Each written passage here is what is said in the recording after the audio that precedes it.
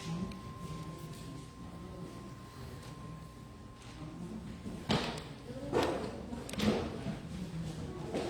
morning, everyone. Welcome to the Unitarian Universalist Congregation of the South Jersey Shore, a welcoming and inclusive faith community. We'd like to welcome the guests we have today, thank you for taking a chance to join us for worship. We welcome these watching virtually today, and we welcome your comments online. Before we begin, we have an update to our COVID-19 safety protocols. In order to keep everyone safe from infection of the coronavirus, we have made adjustments as to how we offer in-person worship. Our seating has been adjusted to provide adequate social distancing. We are not having any refreshments after the service, and we ask that you refrain from hugging and keep your mask on while you're on the property. Even outside after the service, if you're talking to someone, please keep your mask on. We are pleased to announce that we could resume congregational singing this week, with the following two caveats. Everyone must continue to keep their masks on while singing, and everyone must maintain safe social distancing.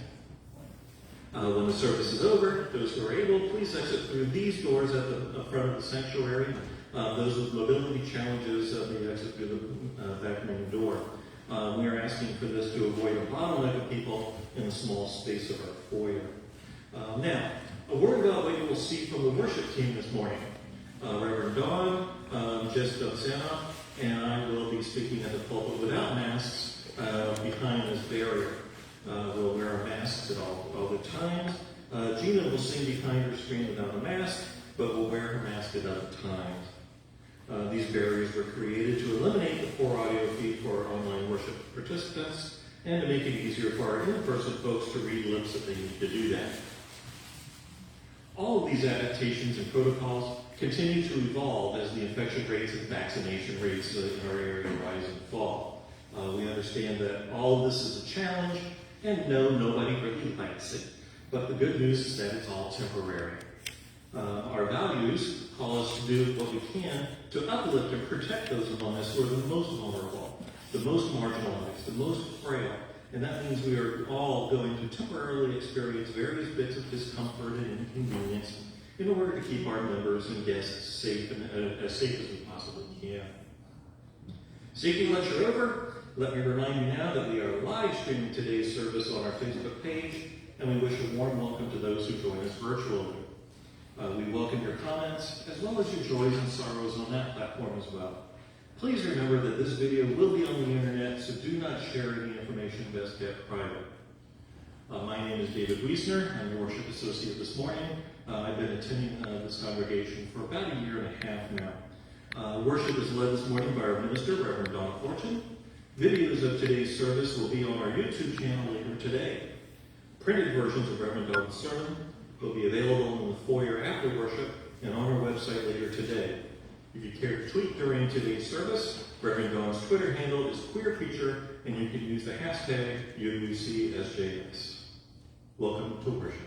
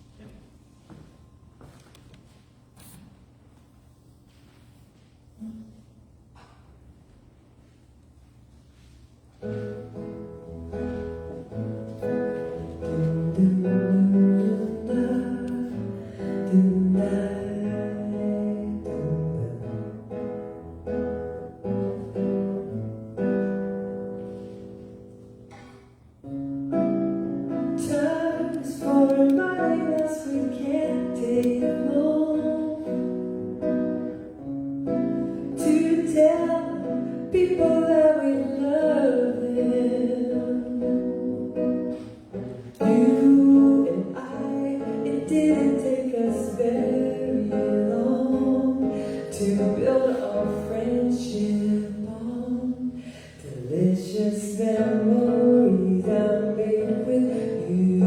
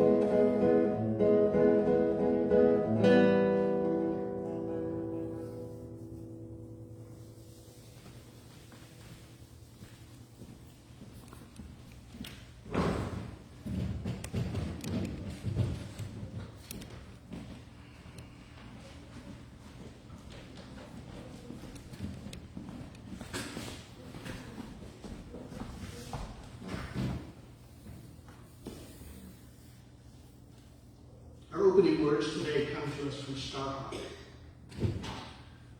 Community means strength.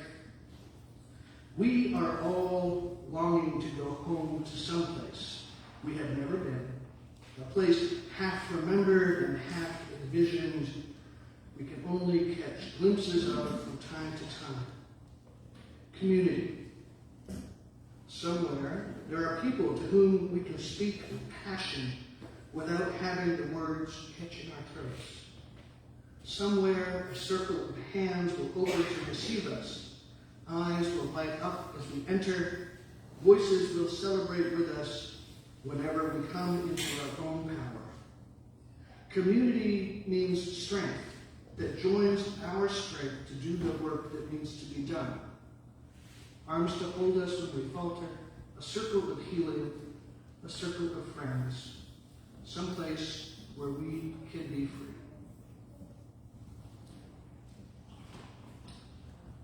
We light our chalice this morning, the symbol of our free faith, a beacon of hope for those who seek comfort and justice.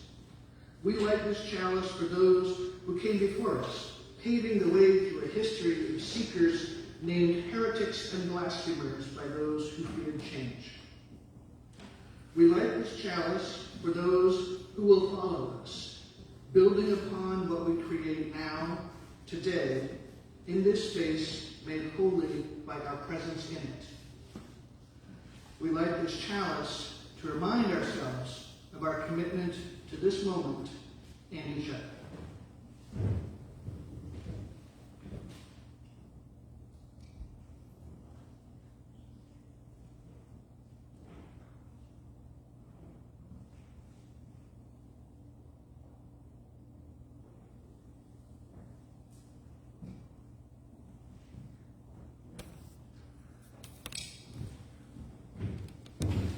Longer than I thought I could hold my breath. I invite you now, for the first time in a year and a half, to rise in body or spirit and sing gently through your masks, along with our gathering hymn, number 118, This Little Light from Love.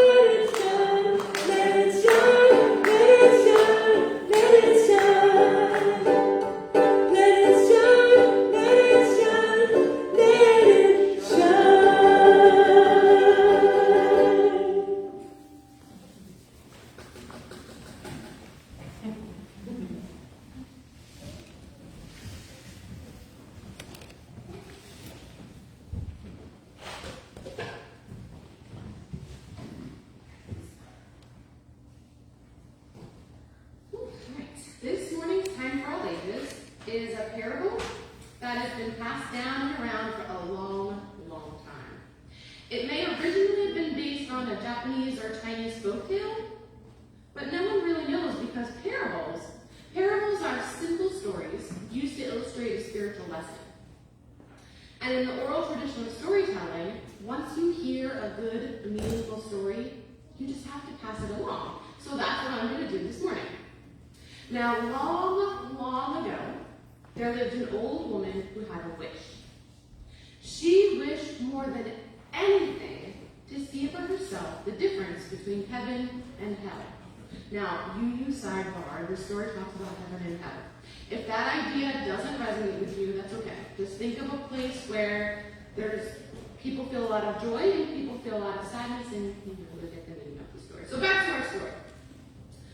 The monks in the temple agreed to grant her request. They put a blindfold around her eyes and said, "First, you shall see hell."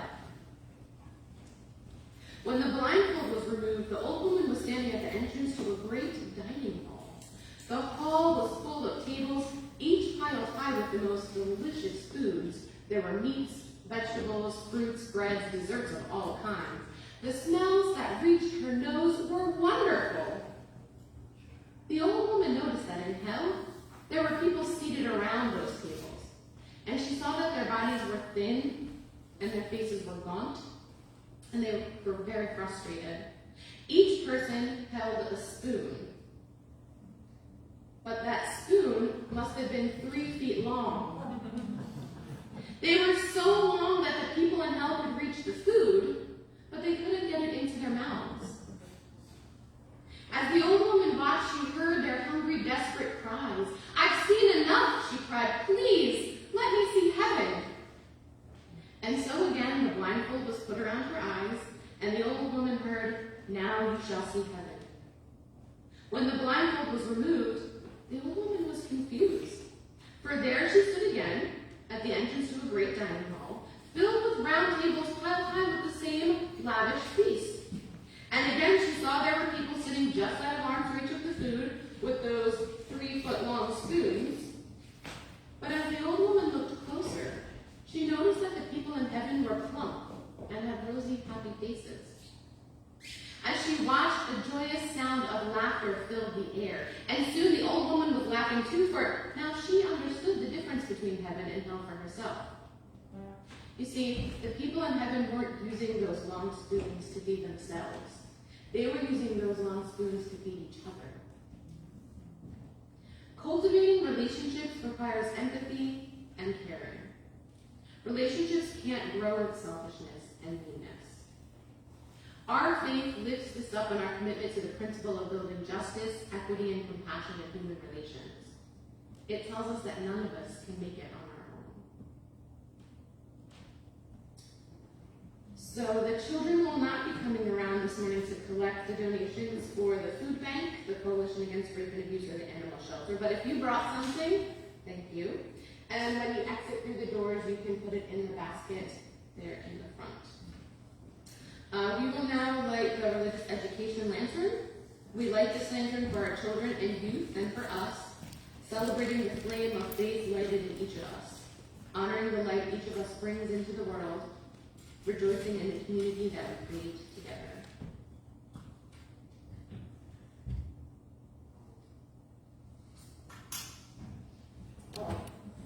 The children will be downstairs, so when parents or caregivers come to sign them out, you can come downstairs.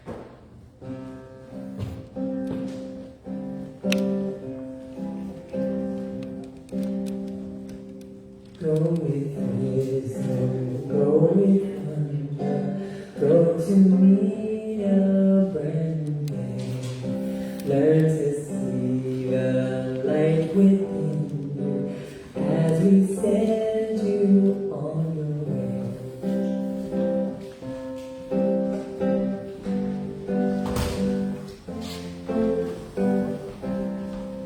Learn to see the light within you as we send you on your way.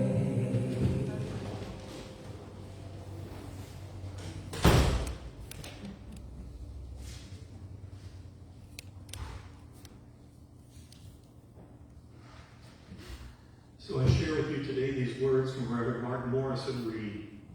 The central task of the community, of the religious community, is to unveil the bonds that bind all of us to each other. There is connectedness, a relationship discovered amid the particulars of our own lives and the lives of others. Once felt, it inspires us to act for justice. It is the church that assures us that we're not struggling with justice on our own, but as members of a larger community. The religious community is essential, for alone our vision is too narrow to see all that must be seen, and our strength too limited to do all that must be done. Together, our vision widens and our strength is renewed. A book is provided in the foyer in which you are invited to write whatever joys and sorrows you have as you enter. I will now read what joys and sorrows you would share with the community. And first we have thanks from Gina, thanking you for asking for strength and patience and comfort for all those going through a challenging time. And remember, it's okay to ask for help. A joy due to our challenges, a beautiful song came to me these last few days. A new baby. I will share it postlude today. A love to all, and Gina. Looking forward to that. For me, 3 joys. My father is home out of the hospital after a week and 3 cardiac procedures. Seems to be feeling better as he's complaining about the food. Our daughter is back safely from a week-long adventure in Switzerland, and it was quite an adventure, including a lost passport and all kinds of things, but she's home safe. And our son and his husband have adopted a rescue gray tabby kitten named Clicky. Lastly, we have a bittersweet joy from Don and Diane. We sold our house and we're leaving for Florida October 15th. I'm excited to have the opportunity to travel, as we will be living full-time in our RV, but are already missing the people here at UU and the others who are so precious to me. In loving friendship, Diane and Don. Godspeed. Wonderful. Let us share a quiet time together to reflect on our week. During the musical interlude, you may wish to come forward and place a pebble in the water to acknowledge a personal joy or sorrow.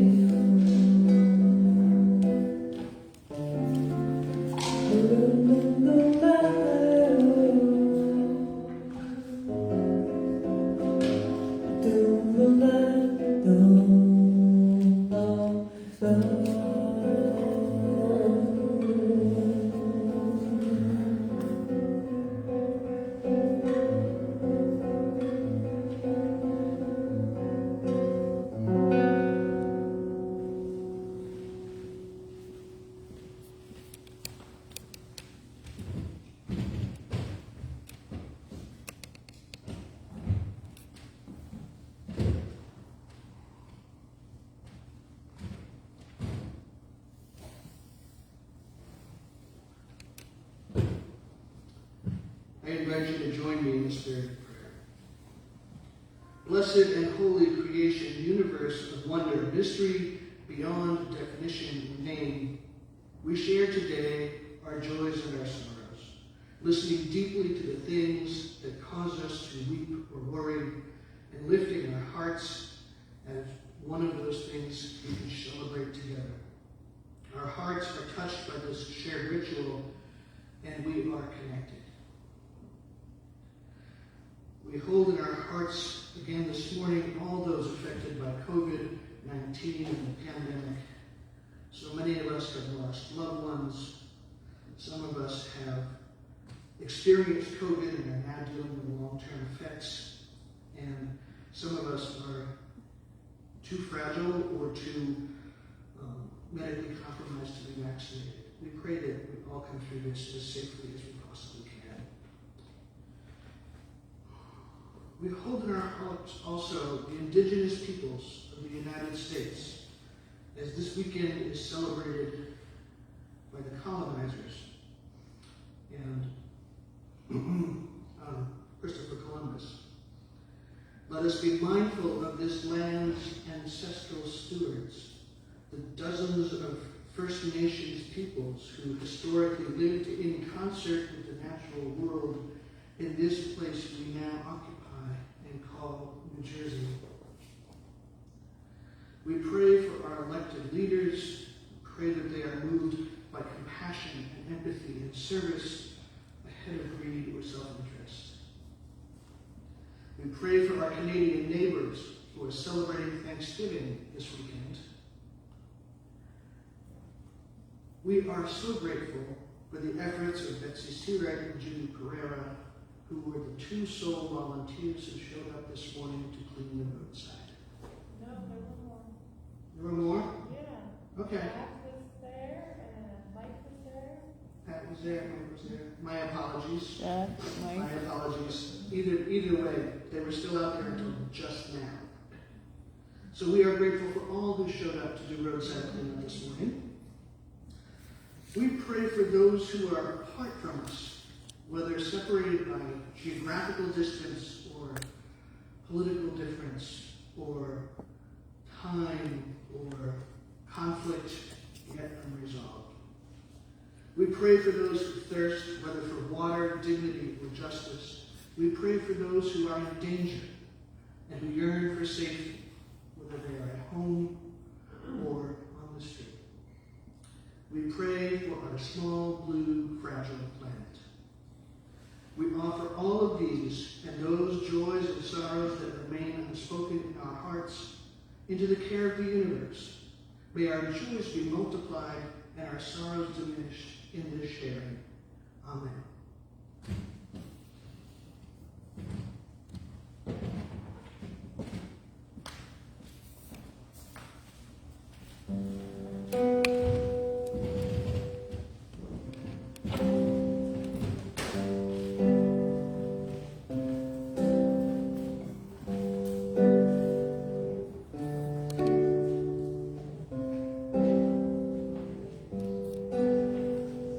Voice still and small, deep inside all, I hear you call, singing.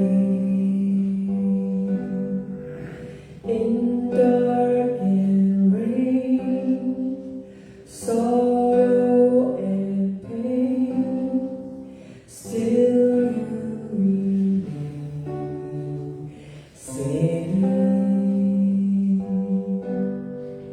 calming my fears, quenching my tears, through all the years, singing,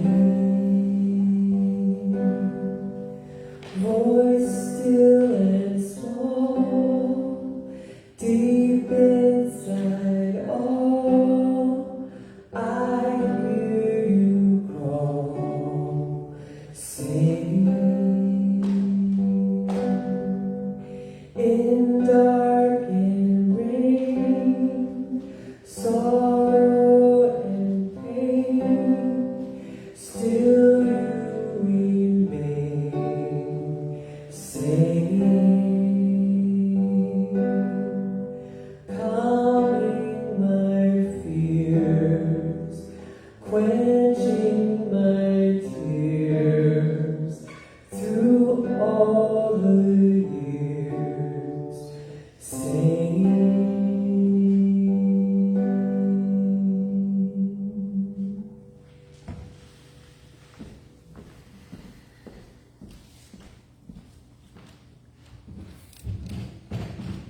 Doesn't it feel good to sing?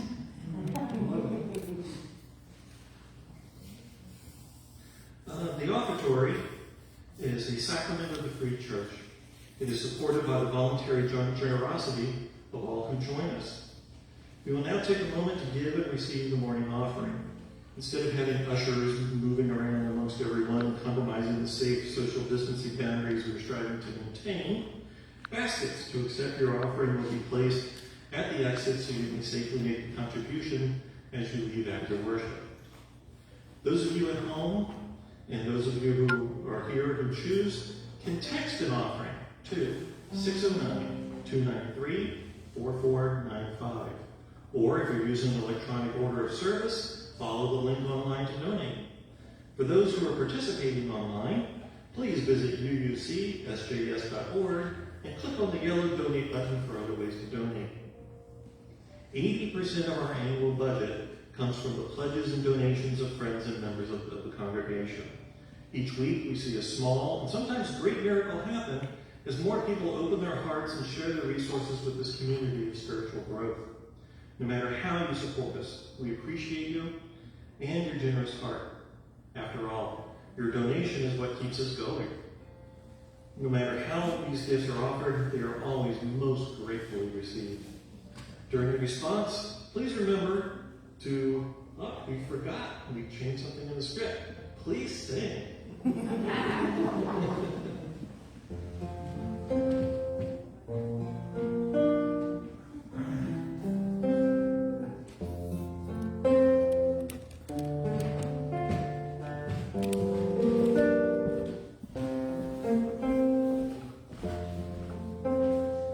You I receive, to you I give, together we share, and from this we live.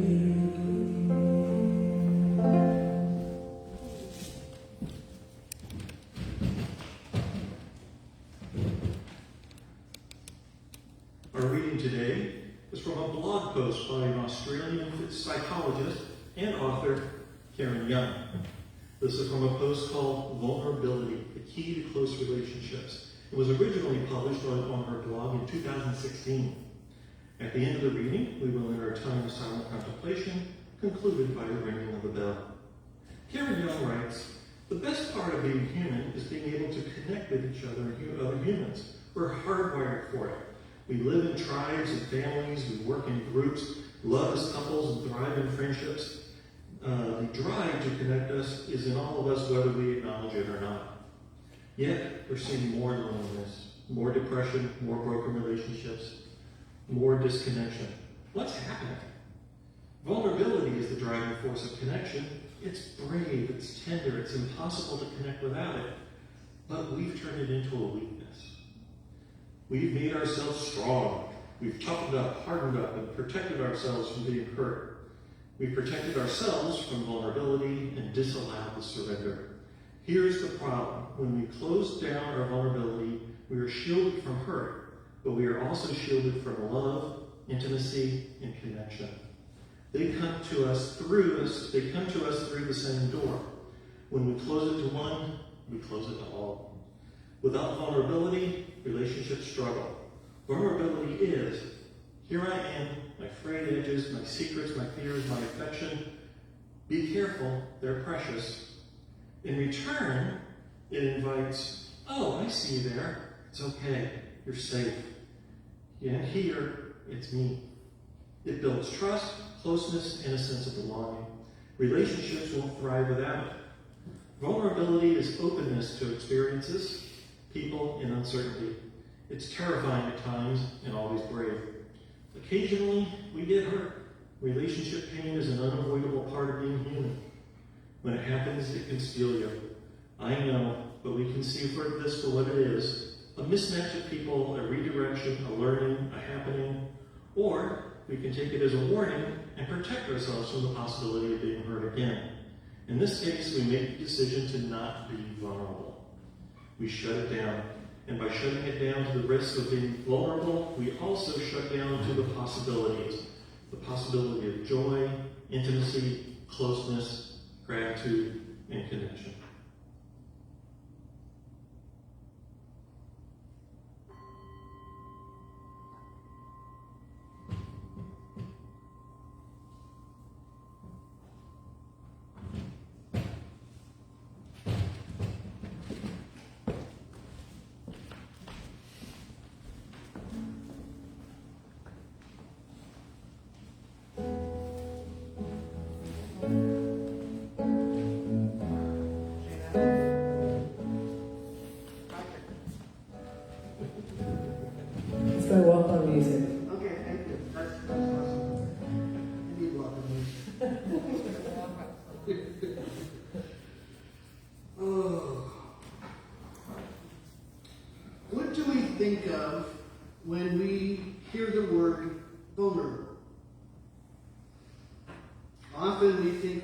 people or places, maybe animals that we have labeled as vulnerable species.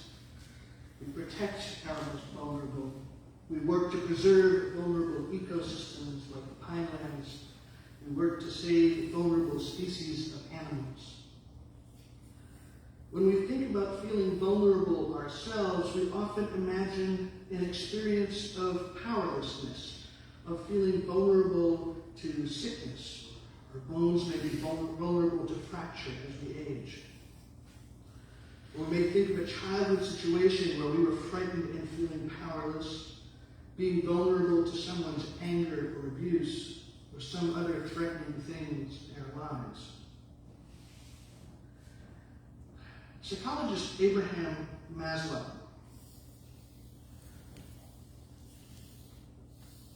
had described a hierarchy of needs, and that is both foundational to how we understand psychology in Western culture today, and it was also deeply flawed, but it is still familiar and accessible and a good model for this discussion this morning. He described a hierarchy of needs that every human experiences. He described these needs in a pyramid form, with upper needs being met only when they had a foundation of the other on the base upon which to build. Now, at the foundation of Maslow's pyramid are basic physiological needs: food, water, sleep, clothing, the ability to reproduce. Strictly physiological. Next step up is the need for security and safety. Feeling safe from physical harm, having resources like a job or stuff with which to secure safety, a place to live, ample food, and a place to be where we are free from danger. And interestingly, the next thing, right after food and shelter that is safe, comes a need for belonging and love. Right after those most basic needs comes a need for friendship and family and intimacy and connection. Now, higher still on the list is the need for esteem, a sense of self, a feeling of being respected, understanding who we are as individuals, having status and independence and the freedom that comes with that. And at the top of Maslow's pyramid is what he describes as self-actualization, which is the desire to become the very best we can be, to be our best selves. And this is where we struggle with concepts of morality and creativity. It is where we are able to be spontaneous, a state in which we are able to shed our prejudices and see facts as they are, not necessarily as our mind's eye might prefer. So in this model, Maslow addresses our most basic vulnerabilities at the very foundation of our personhood. We must have nourishment and water and clothing and rest and shelter from the elements. Immediately after that are our needs for safety, our personal security, being free from physical attack from saber-toothed tigers, having a job or some kind of access to resources that allows us to maintain that sort of safe place to be. Also included in safety needs are things like health and property. Having good health and a little bit of resources go a long way toward allowing us to feel safe and secure. Now, I'm going to posit here that most of us would put our feelings of vulnerability in these first two layers. Physical vulnerability, like food, clothes, shelter, that stuff. And then the security of having some kind of resources to keep us safe. Now, it's easy to think that Maslow's hierarchy describes an increasingly specific path of eliminating vulnerabilities for humans. We got our physical needs met, we got our safety needs met, we got our love and belonging needs met, then our esteem, or how we see ourselves, and finally, self-actualization. self-actualization. But what if I told you that the higher we climb on Maslow's pyramid, the more key vulnerability is in achieving each level? Our most basic physical and safety needs are met. We can then explore the needs most often attributed to our hearts, our emotions, the spiritual part of our being. Our need for belonging, for love, affection, intimacy, and connection goes beyond merely whatever biological family we may have been born into. It touches on our ability to relate to others, to communicate, to reach out, to invite in. Relationship requires us to work together, to share responsibilities and share benefits. They require us to rely on one another, and that means we must be vulnerable. To reach out is to risk rejection.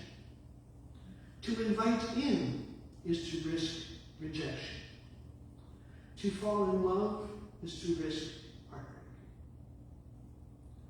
To connect, we must feel safe enough physically and materially to allow our hearts to be vulnerable. This is not merely a community co-op in which we each pay our dues and chip in resources and then get cheap flour and oatmeal for the year. This is not a this is not a transactional thing. This is indeed transcendent. It is about our hearts, not our wallets. Connection requires a certain degree of honesty. And that honesty requires being vulnerable. I am here. This is me. I am not perfect, but I'm what I've got. Let us join in relationship. Now, when we rely on each other in relationships, we understand that we will make mistakes. To be in relationship means to accept being vulnerable to being hurt or disappointed. That happens with humans. And we understand, though, that the connection, the relationship, is worth that risk.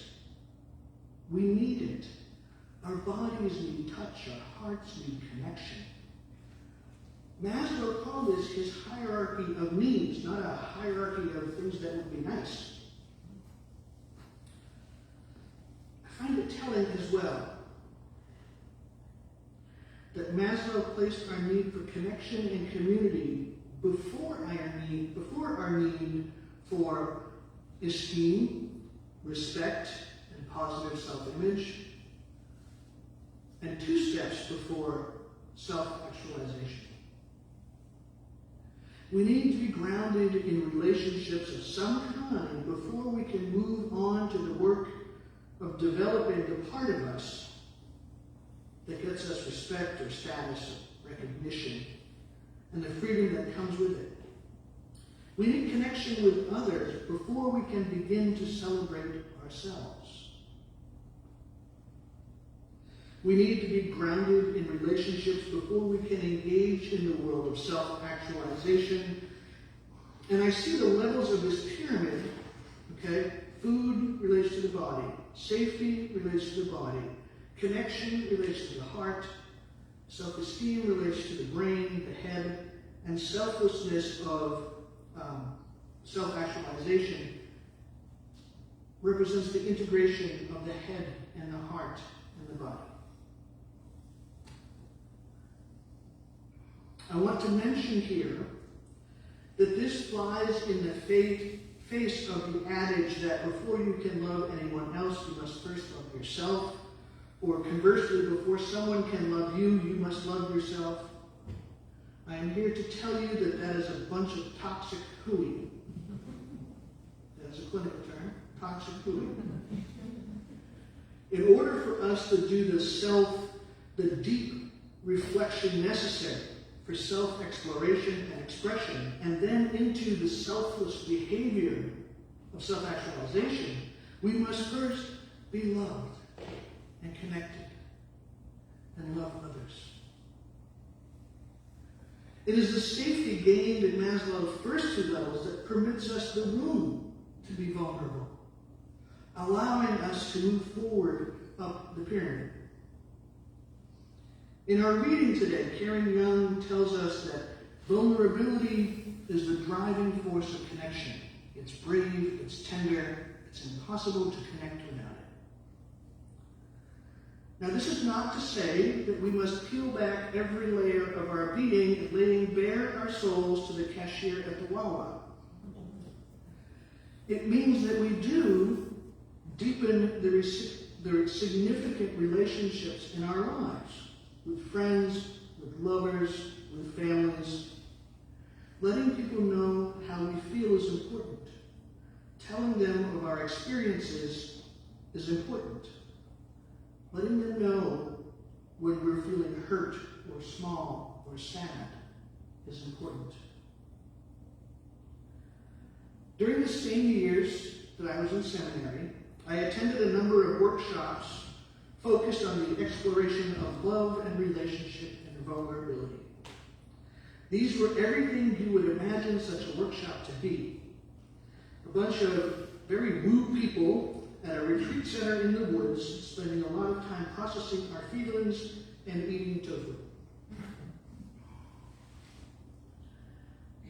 But one of the best things I learned from those workshops was how to embrace vulnerability and recognize it as a key to bravery and deeper connection. I learned that feelings of fear often could reveal previously unseen patterns in my life that taught me not to trust others. I learned that I could have feelings of affection separate and apart from romance or sexuality. I learned that when I shared my own vulnerable self, that most people would respond in kind by opening up and sharing their own fears. I learned how to say, I have a fearful narrative in my head about our friendship, and it's telling me that whatever my fear was at the moment, right? Like, you're being my friend because you feel sorry for me, because I'm pathetic, right? Mm-hmm. We all have those. I'm not the only one who hears that in my head sometimes. And I learned how to hear positive responses as well as negative responses.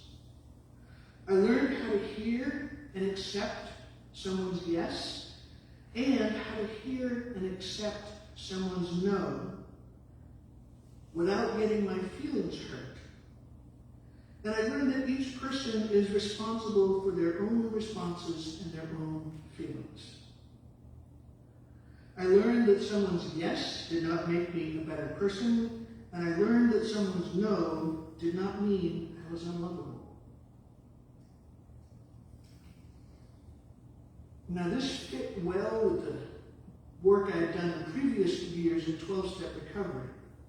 In that practice, I learned that there is a whole lot of stuff that happens in this world, the vast majority of it, in fact, that has absolutely nothing to do with me. I learned that most people don't spend their time thinking of new and creative ways to irritate me. I learned my own fears were most often my own. Some were based in a history of trauma, but years after the trauma stopped, those things are now mine to deal with. Now, I considered doing an impromptu exercise this morning to encourage people to get vulnerable with each other, but that's not the sort of thing you should really spring on an unsuspecting and relatively captive audience. What I will do, though, is offer this formula for how to have a difficult conversation that I learned from a sex educator friend of mine in California. The premise is this. There's something separating me from a person I have a relationship with, whether it's a friend or a coworker or a family member or a lover. I'm in a relationship with person X. I am uncomfortable about something, whether it's a rumor I heard or something they did or said or the way they behaved the last time we saw each other. And I might be labeling my feelings as hurt or embarrassed, rejected, fearful. So the first thing I do is I think carefully about what's going on with me. I think about my fears, right? What I'm afraid will happen if I tell this person this thing, and what I hope might happen when I tell this person this thing. So I get those clear in my head. And then I ask them if they're able to have a conversation with me. And this is important, because if they're not able, this goes nowhere. Okay? So if they're able to have a conversation, I say, look, I have this thing that I've been afraid to tell you because I've been afraid that you'll laugh at me, that you'll reject me, that you'll think I'm an idiot, that you'll say bad things about me on Facebook. Okay?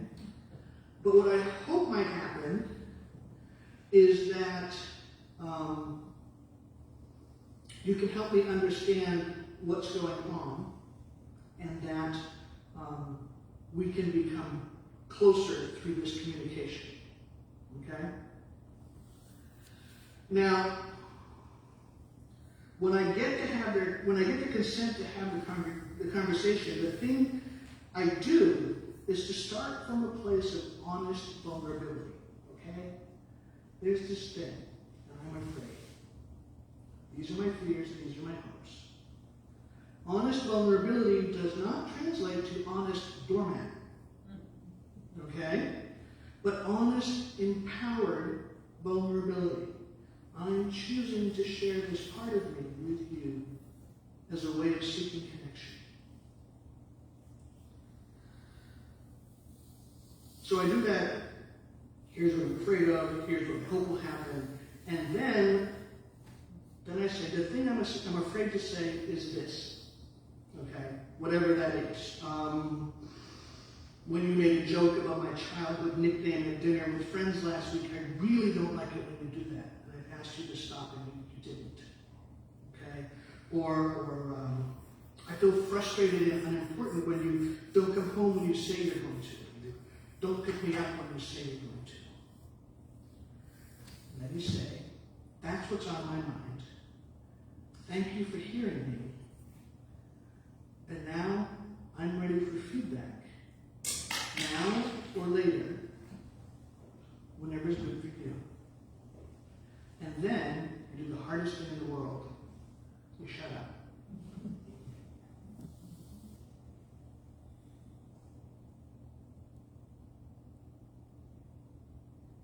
And you let them have whatever time they need to process what you've told them. And then you allow them to respond. And when they respond, you still do the shut up thing. Okay? You don't interrupt. You let them have their say. And then you engage in gentle conversation. Can I ask a question about what you just said? Can you explain something to me? I didn't know you felt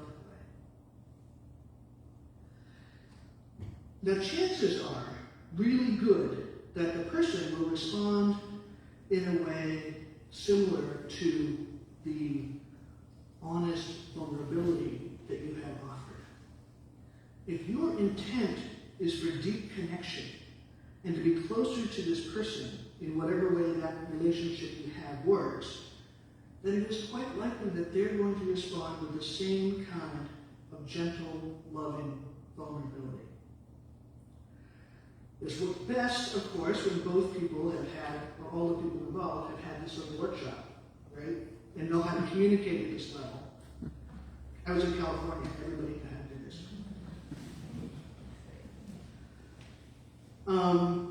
this. Occasionally, someone will respond poorly with anger or hurtful words. And the thing I learned in that is to remember that that situation is their reaction. It's theirs, it's not mine. And I approached with integrity. I approached with honesty. I approached with vulnerability. And whatever their response is theirs. And I don't have to go back to that again if I don't choose to. So, I encourage you you to practice this formula in your lives. It's really simple. It goes like this. Examine your feelings, figure out what you're upset about. Figure out your fears, figure out your hopes. Approach, request a conversation. I'd like to have an awkward conversation with you. Most people will be like, oh God, okay, sure, what's up? Say, this is what I'm afraid of, this is what I hope will happen, and then here's the thing I'm afraid to say. Then you allow them time to process, invite them to respond, and listen.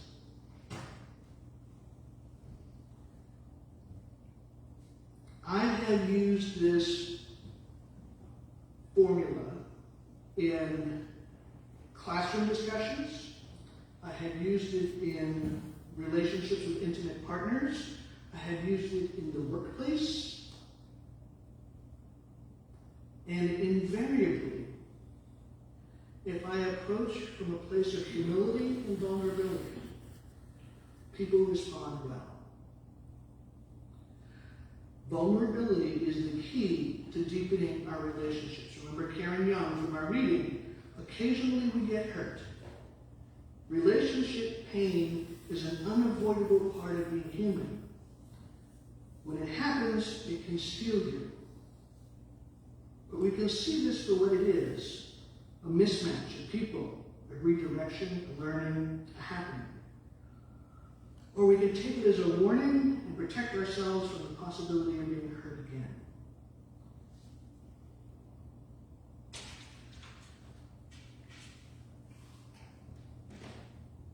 Vulnerability is the key to the possibility of joy, intimacy, closeness, gratitude, and connection.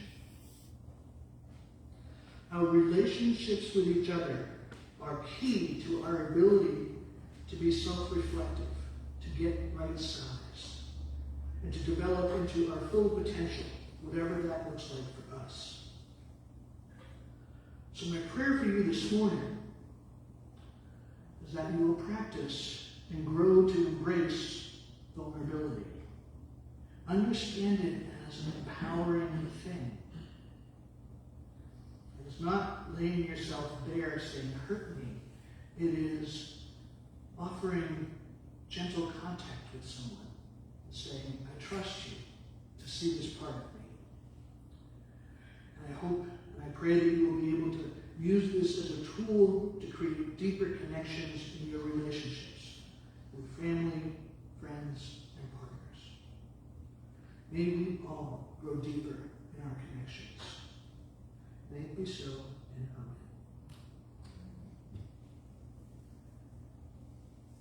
Love this part, next part. Please rise now in body or spirit and sing our closing hymn, Come Sing a Song With Me. It's number 346 in your hymnals. Keep your masks on.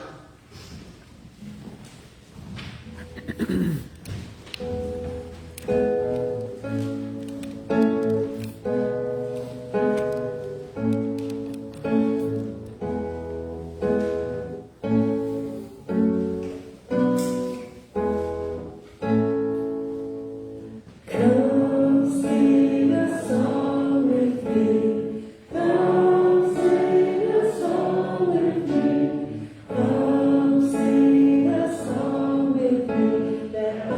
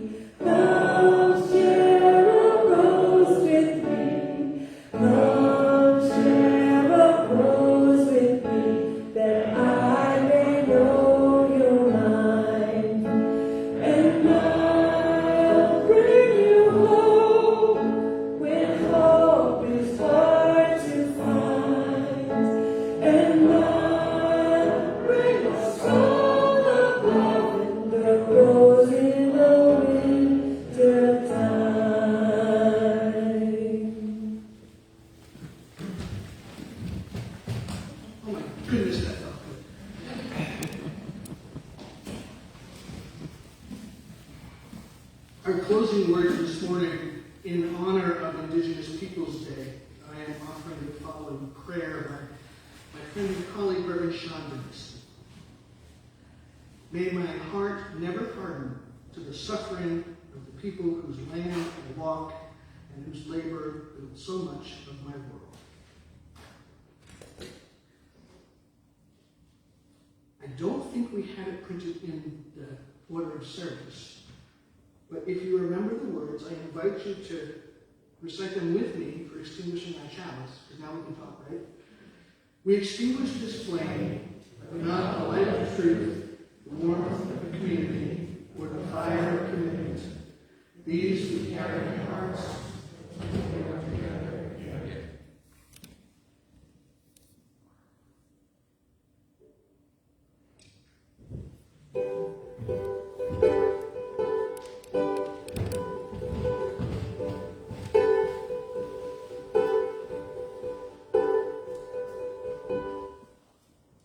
Breathe when you're scared.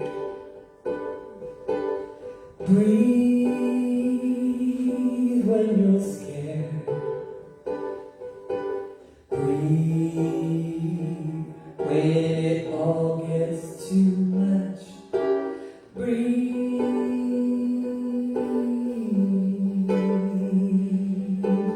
Breathe in. Breathe out.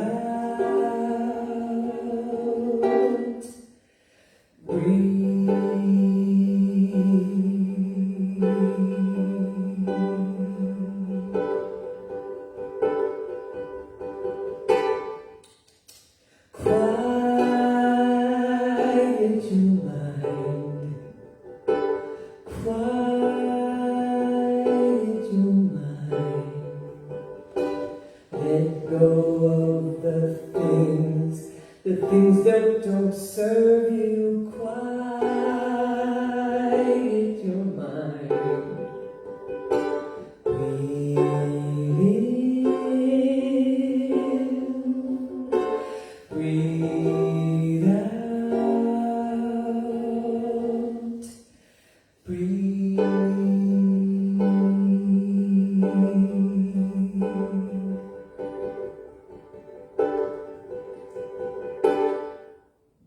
Deep listening. Deep listening. You can hear your innermost longing calling to you. Breathe in. Breathe out. Breathe.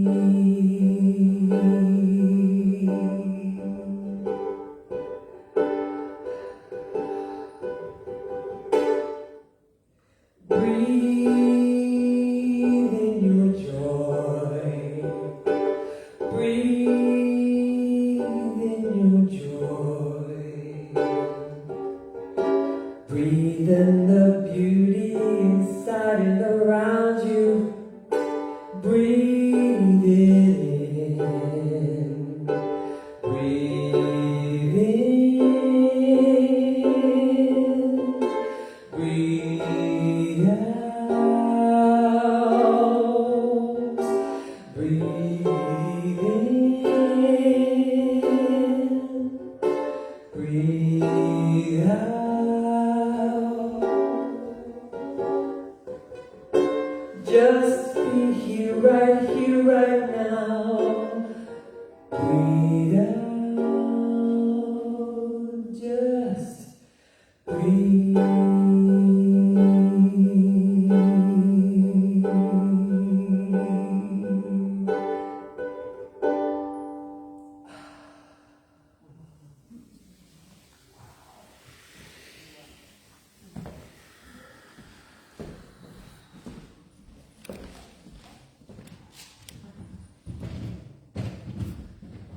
Well, Gina, thank you for gifting us with that wonderful new song. Thank you.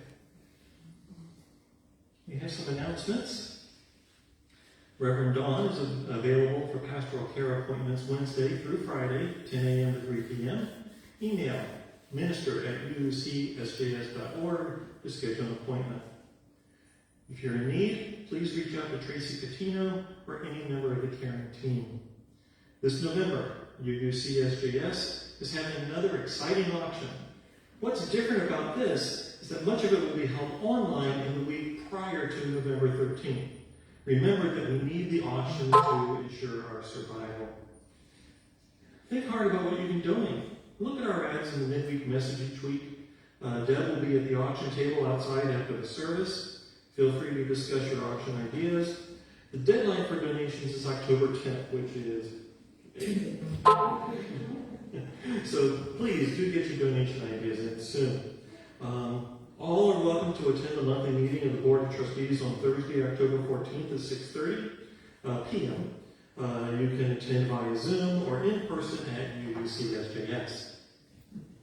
Also, we're sponsoring a Rainbow Library in South Jersey. GLSEN's Rainbow Library is a program that sends LGBTQ plus affirming K-12 text sets to school for free. The goal is to raise $1,500. Visit the donation page on our website and select Rainbow Library to get this campaign started. Look in your midweek announcements for more information or updates or contact Betsy Urbach. And please, don't forget to help us sew the UUCSJS All Together quilt. Stop by the sewing circle table out front to help us rebuild our sense of community and cultivate our relationships. I saw a couple people sewing during the service. Oh, we've got Melissa over there with a nice little set going. And join us next Sunday for a special Blessing of the Animal service. In addition to the Feast of St. Francis of Assisi, Reverend Dawn will explore our relationships with our companion animals. You're invited to bring your well-behaved companion animal with you, so I won't be able to do that. Either on a leash or an appropriate container or cage to be blessed during the service. If your animal friend is not available to attend the service, then you can bring a photograph or image of the pet to be blessed. If you have an exceptionally large animal, such as a horse or a llama, please contact Reverend Dawn for accommodations. That's our announcements for this week. We warmly welcome all of you who are visiting us today. If you're new to our congregation, please follow the link in the electronic order of service to complete a connection card so we can get to know you better. Parents are encouraged to stay for the final moments of worship and retrieve their children from the downstairs after the bell has sounded. Now, let us share in a moment of silent reflection to consider today's message and the meaning it has in our lives.